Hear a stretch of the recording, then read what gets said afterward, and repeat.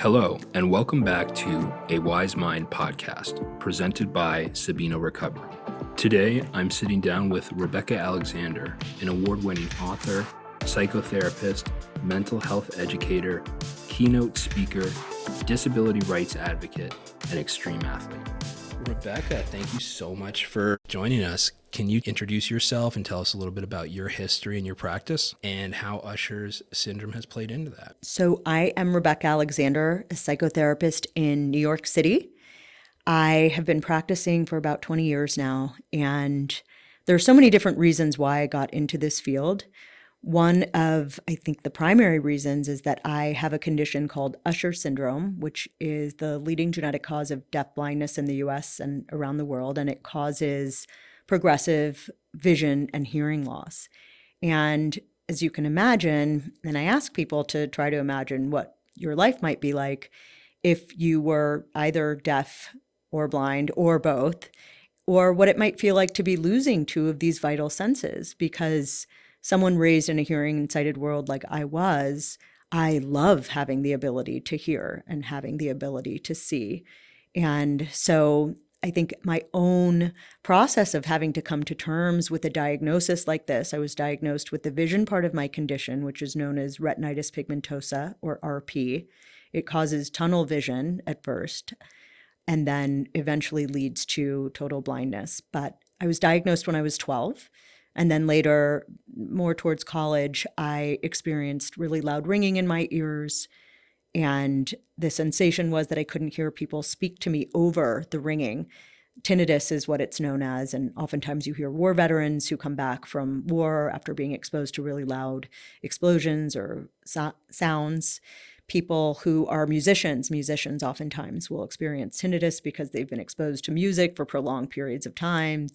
And that was what I was experiencing. And so I was having to grapple with being a fully able-bodied person to developing a relationship with not only myself, but the world as someone with a disability. And I think that we don't really think so much about what our preconceived ideas are about what it means to have a disability or how we see or perceive people who have disabilities.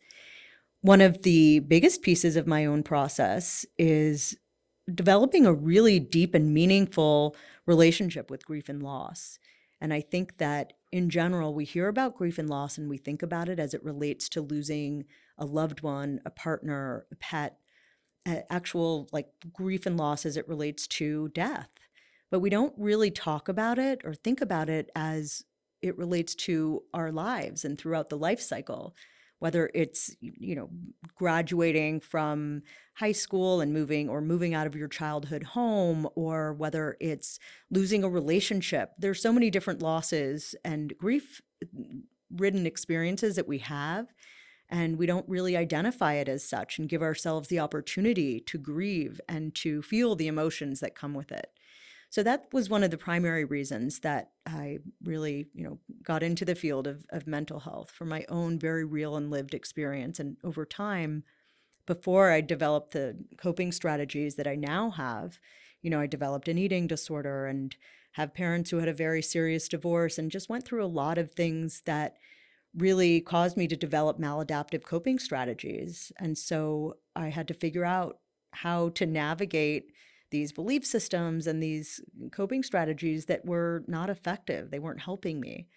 And I think that people who have experienced this firsthand and go on to become professionals are often some of the best, if not the best, in the field, because we don't just understand it from a clinical perspective, textbook, or working out in the field.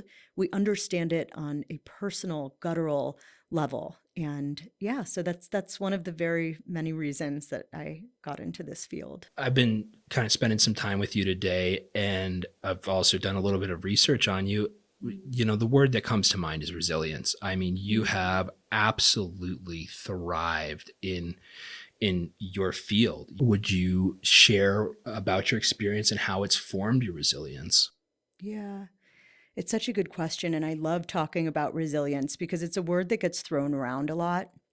And I think that we think about resilience as having a really hard time or going through some really serious adversity And then, what doesn't kill you makes you stronger, whatever BS there are out there. But there's a few things that come to mind. One of which is that particularly as someone living with a disability, oftentimes people will introduce me or they'll think of me as someone who's overcome these obstacles and she's, climbed these mountains and whatever it is. But there's this overcoming that we talk about so much. It's such an easy fallback to just overcoming adversity, overcoming obstacles. And it really doesn't sit well with me because while I have certainly been through quite a lot, and one of the things, I haven't even mentioned is I was in a very serious accident when I was, 18 years old and just about broke everything in my body. I had to be in a wheelchair for some time. So it was something that I had to go through painstakingly every step of the way.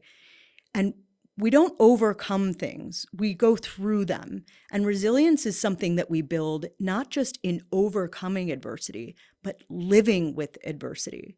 Because just like anything else, resilience is something that takes practice to develop. And I think that, as children and in general, parents want to be able to foster, or I think that they just want their kids to be happy.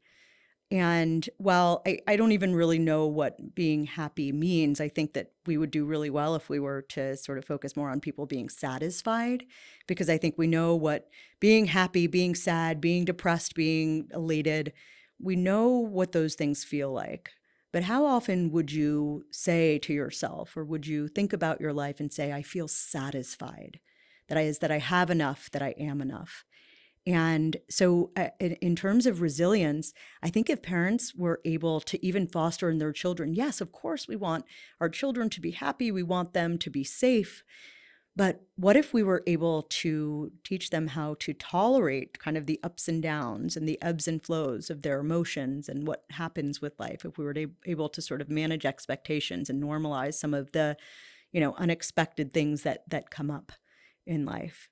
Yeah, so resilience for me is really about being able to develop a tolerance for living with adversity. Content is almost a dirty word. It's okay to be content, for things to just be okay. They don't have to be great. They don't have to be amazing every day. That just detracts from that experience as a whole. What are some techniques that you utilize or find helpful for fostering resilience in your clients recovering from trauma or addiction? I think as much as mindfulness is thrown around and people don't even really understand what it means and how it works, but I find that when we live with trauma, when we've experienced trauma, we have a very overactive brain, we have a very overactive nervous system. And we oftentimes then pursue things that keep us activated. And it is in that activation that we're never able to find a place of sort of safety and security. There's actually the comfort in the discomfort of being in this heightened state of fight, flight, freeze, or fawn, whatever you want to call it, the amygdala, the front part of your brain. And I am no exception to that rule. So for me, being able to slow down, I live in a very busy city where people are constantly going and moving. And we also live in a time where productivity and how busy you are is seen as some sort of status symbol. And it's only in the slowing down, actually, that we develop that tolerance for the emotions that we're feeling, or that we don't continue to perpetuate whatever that cycle is of whether it's engaging in a conversation or participating in relationships or anything that keeps us in this heightened state of not feeling like connected to ourselves. So some of the things that I really think is important is for people who are working through trauma, who are sort of trying to move forward with trauma in their history and is very much sort of a part of them. I often encourage them to write down, daily. And I know that this can sound sort of trite, but I try to write down at night one thing that, yes, I'm grateful for, but it's not like I'm grateful for my friends. I'm grateful for my dog. I'm grateful for my family. For me, it's even like the minutia. I am grateful for the person who held the cab door open for me, because as a person with low vision and waiting for me using my cane, they gave me the opportunity to feel safe getting into this car. Or, I feel grateful for the fact that today I didn't have pain in my left foot. I mean, it can really be that simple because we don't simplify things. We have a tendency to do broad strokes and generalizations that keeps us from really being connected to even the smallest things that really make our lives easier. One thing I'm grateful for, one thing I'm proud of, and one thing I'm looking forward to. And we have a very difficult time. So much of trauma involves shame or guilt. And I think that being able to recognize and acknowledge what we might be proud of ourselves for. And again, it can be something very simple and something we're looking forward to because, again, when you're dealing with trauma, we have a tendency to sit in our stuff. I'll use that word, but we have a tendency to be focused on the things that have happened and on these belief systems that we have developed and these narratives that we have. But we don't oftentimes give ourselves the opportunity to look towards what we are doing now and what we have coming ahead and what we can prepare for or what we can sort of feel hopeful about. And so I think that being able to write down something that you're looking forward to can be really, really useful. Your therapeutic approach seems to have an emphasis on strength-based support. Can you tell us about why this method is effective for clients dealing with trauma or addiction? So, another thing that comes with trauma, addiction, or any type of mental health related disorder is that we have throughout our day, again, whether these are belief systems that we developed from a very long time ago or from a young age or from the behaviors or things that we have done that we feel like, we have this scarlet letter on us and that everybody can see this about us. And if they don't see it, it's only a matter of time. But we focus so much on all the things that we aren't. And again, to use my disability as part of this, it's so easy when we look at people with disabilities. And even when I think about myself, I could focus very much on what I've lost. And I have to focus on that and allow myself to grieve it because it's very real. And it does require needing to, adapt in some ways and ask for help when I need to in ways that I never would want to or would have wanted to before. But we don't oftentimes focus on what we have, on what we are, on the strengths that make us, resilient or the things that really interest us. One of the biggest strengths I find sometimes in people is curiosity. And curiosity is so much of how I drive and is the foundation of the type of work I do. Because we are so quick to judge other people. We're so quick to judge ourselves. And oftentimes, listen, when you don't accept yourself, of course, you're going to judge other people. You're going to, project your own feelings about yourself onto those people around you. Because if you're not satisfied or feel comfortable with yourself, then certainly you can't really be comfortable with other people feeling that way. And so I really like to encourage people to let's work from what your strengths are. We certainly will work on all of the things that are holding you back, that are, feel like places where you're stuck. But you do have strengths, you have agency, you have the ability to develop that resilience. And so I think, again, as someone with a disability, I think people look at me if I'm using my cane and they say, oh, this is what she can't do. But they're rarely focusing on what I am and what I can do. I think I would probably be, if we're being honest, if I was on the street and somebody needed directions or somebody needed anything really, and they saw me standing there with a blind person's cane, I suspect I would be the last person they would go up to ask for directions, to think would be able to provide help or support. And so these are all of these misconceptions we have about others in the world. So if that's the case, then just think about all the misconceptions and belief systems we have about ourselves. I think that's such a great point. I mean, curiosity is, in my experience, it leads to understanding and empathy that can take you so far in both understanding of yourself and understanding of others. I see that you also work with individuals, but also with families and with groups. In your experience, how important is the role of family and partners in recovery for those with chronic conditions or addiction or mental health struggles? So one of the, biggest pieces and frustrations I even face when I'm dealing with someone who has a mental health related disorder or addiction, whatever it might be, is that they become the identified patient in the family. And when we have an identified patient, it allows the entire family. I say that the identified patient carries the weight of the family. And they do, because that is, as long as we can keep this person in this sick role, or as long as we can focus on trying to get this sick family member better, then none of us will have to focus on what our own feelings, shortcomings, behaviors, and belief systems are. We won't have to deal with our own stuff. And so we'll send someone in for treatment, like at Sabino, and they will do incredibly hard work. And I've seen people come in and really sort of roll up their sleeves and get dirty and, get in the trenches with the therapists. And they come out to the same system that was operating. And yet they're the only one who's done the work, and nobody in their family ever wants to acknowledge or accept that they themselves are a part of the problem. They themselves are a part of how we got here in the first place. And I can tell you from very real and lived personal experience with my own family, I have mental illness in my own family, and I've had family members who have had to go to treatment.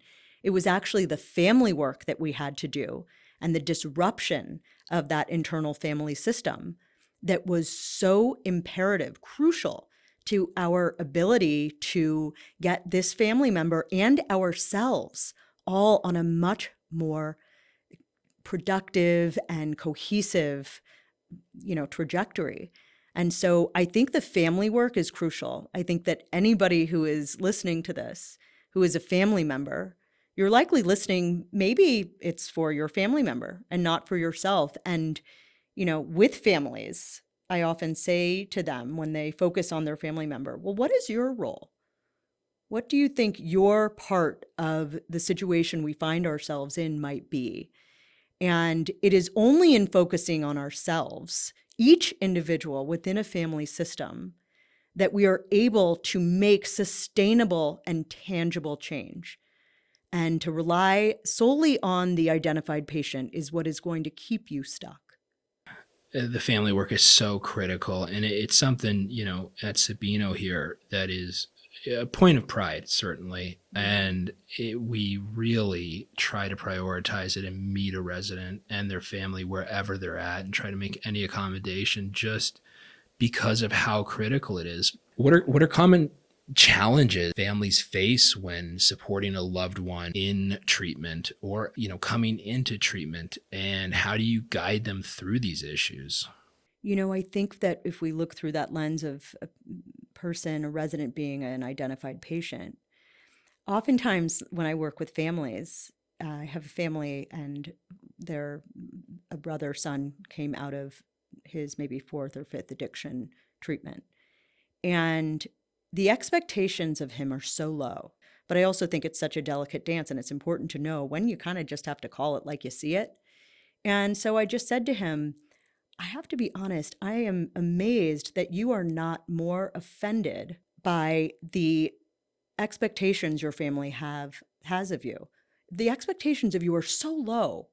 And for someone who is as capable and who has worked as hard as you have on your sobriety, it just behooves me. I just don't understand how, that's the case. And so I think that this is a long way of saying that our expectations of that family member, because they've been the identified patient, has been so low, and we continue to keep them in that pattern and in that cycle.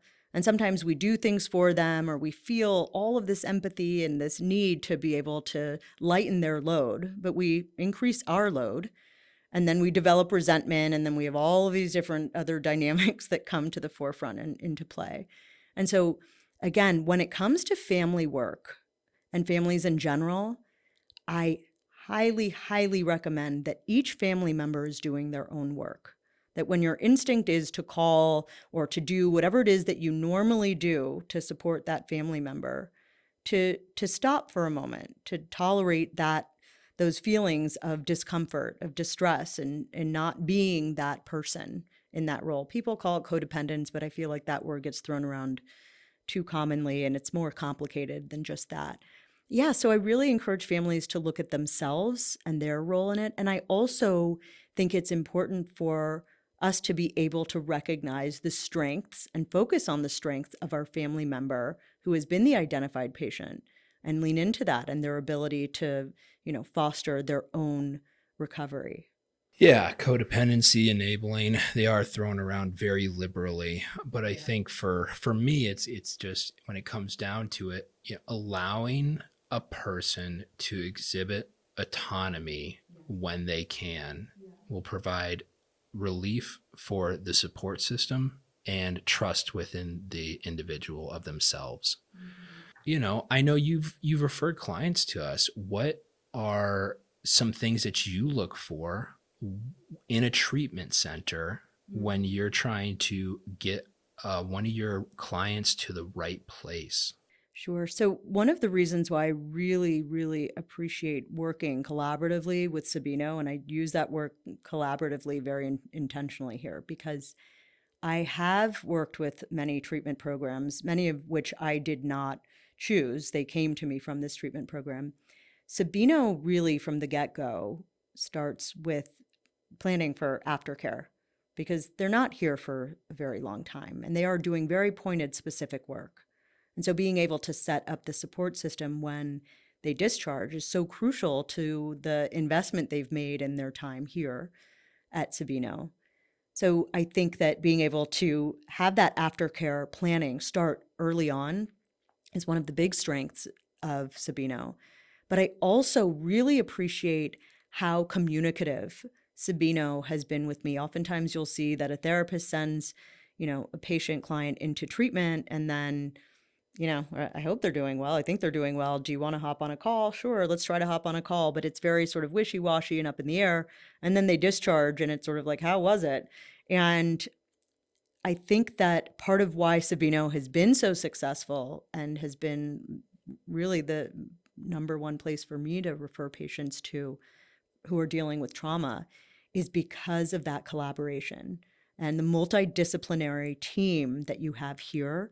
It makes it so much more fulfilling and worthwhile and even enriching for, I think, everyone involved. There's so much for us to learn from each other. There's so much for us to be able to support each other with, and we really can't do it alone. So yeah, I would say that for me, looking for a treatment program is looking for a place that isn't just there to, all right, be a revolving door. And a lot of these places are a revolving door, which means people go into treatment and then they leave treatment. And the likelihood is that they're going to go right back into that revolving door, into that treatment program or another. What is a message you would give listeners who may be starting their own journey towards resilience and recovery and that path forward? That's a good question. One of the things that has been really helpful for me in my own journey, and it goes back to, and I'll make it a quick sort of anecdote, but when I was in my early 20s, I did the AIDS life cycle ride from San Francisco to Los Angeles. It was a 600-mile bike ride down the Pacific Coast Highway, and it was to raise money for HIV/AIDS research. When I was on this bike ride, I remember I was going down the PCH, the Pacific Coast Highway, and we weren't in a bike lane. It was just like this rickety guardrail on one side of me. And like, if you looked over, you're just looking down to this incredible landscape, this, just crashing waves on this just rock that was just vertical. And on the left side of me, it was just cars just driving 70, 80 miles an hour. And so I was in this very small, narrow path. And I thought to myself, listen, when we really let ourselves, our minds go, when we don't allow ourselves to breathe or just be present for the moment, when we really get stuck in our thoughts, we could drive ourselves, crazy. And so I thought to myself, well, what doesn't keep me from just veering into traffic or just veering over this guardrail? I had another 25, 30 miles to go. And in that moment, the only way I was not going to do either of those things, because it was very possible given, this sort of claustrophobia I felt on being on this bike and the danger on both sides of me. And I came up with a mantra for myself. And the mantra is breathe in peace, and I'd breathe in through my nose, breathe out fear, and I'd breathe out through my mouth. Breathe in peace, breathe out fear. And I came up with that in that moment. I must have been 22 years old. And it clearly worked because I'm here having this interview. But it was so important for me because it's so easy for us to get disconnected from ourselves. We have so many distractions, so many things that keep us disconnected. And when you're seeking treatment, when you're looking into potentially starting any type of recovery program or even just seeing a therapist, everything in you and maybe around you, even the people around you or the messages you receive, or that you shouldn't do it, that it's, that you should just be able to muster up the courage and hold it together, whatever the messages are that we receive. And yet, when you are considering pursuing treatment, that is a message from your gut. That is a message from a place of self-compassion, a place of self-love, a place of something and someone inside of you that really wants to know that you are okay, that that you have so much potential and that you're worth it. And so I think that for me, being able to use my mantras, how I reconnect myself to my own breathing, to myself, and not to all of the physical or environmental or emotional things around me. And it reminds me that I'm worth it. And so I think even on those times when we don't feel like we're worth it, having the thought that maybe I should seek treatment is a way that there is this tiny voice, even if it is so faint, inside of you that is saying you are worth it. It's one of the hardest parts of treatment is the decision to pursue it and start it. Those first few steps are miles long in comparison. And I know in my experience, it was any reason I could justify in my head, and I would find it to not do it until, it got too uncomfortable. And to your point with breath, we see this in the adventure course out there. First thing that goes when a person is dysregulated, their breath, they're holding it. It's the first thing that goes. And I noticed just taking that moment to breathe it in intentionally. And I love the intention you put behind it with your mantra. It's beautiful. What are some hopes or future visions you want to see in the mental health care field? Wow, that's a good question. I would like to see mental health and stress and anxiety and depression. I would like to see it taken as seriously as we take a diagnosis with, let's say, cancer, or we take with a real terminal condition, because it really is terminal and it affects not only your overall health and well-being, it affects your longevity, it affects your ability to relate to other people, it affects your ability to have relationships. It is so insidious. And so I really hope that mental health will continue not just to be this, I think we've become, the pendulum has swung from don't talk about it at all to social media, and everybody's talking about their mental health issues or that they have anxiety or ADD or ADHD. Being able to really have real education out there so that people can educate themselves and understand why mental health is such a crucial part of our existence, of the human condition. Our human condition is so much connected to our emotional well-being. And so I think if people could really understand it, not just as something that's, easy to find plenty of content about on social media or that we need to avoid altogether, but something that just gets normalized, like that I'm going to do something because it is in an effort to be able to take care of my own mental health. Yeah, so I'm hopeful for that, and I'm hopeful that anybody who's listening to this who has been hesitant or has every excuse and reason not to pursue treatment, and finances is a major one. The last thing I'll say about that is people have no problem spending a fortune on tangible, physical objects, whether it's a car, whether it's even they'll go on vacation. They will spend a fortune on things that they believe are valuable. And oftentimes things that are tangible are what we consider to be valuable. And for me, again, losing vision and hearing makes me not only be able to let go of things that are tangible, I don't have as much sentimentality as I think many people do, but it's because it's forced me to realize what's most important. And the only thing we really have at the end of the day, if we were to lose it all, the only thing we have is what drives us internally. what we have in our mind, what we have in our soul and our bodies. And if you don't have that, then no matter how much you have, physically or in terms of objects and materially, you really have nothing.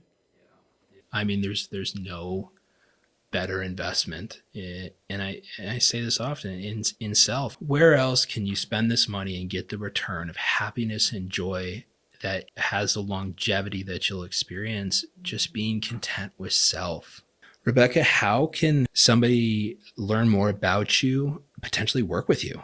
So there are, well, so I have a website that actually has more to do with, well, it actually tells a lot about me and the work I do and who I am. And that is RebeccaAlexander.org.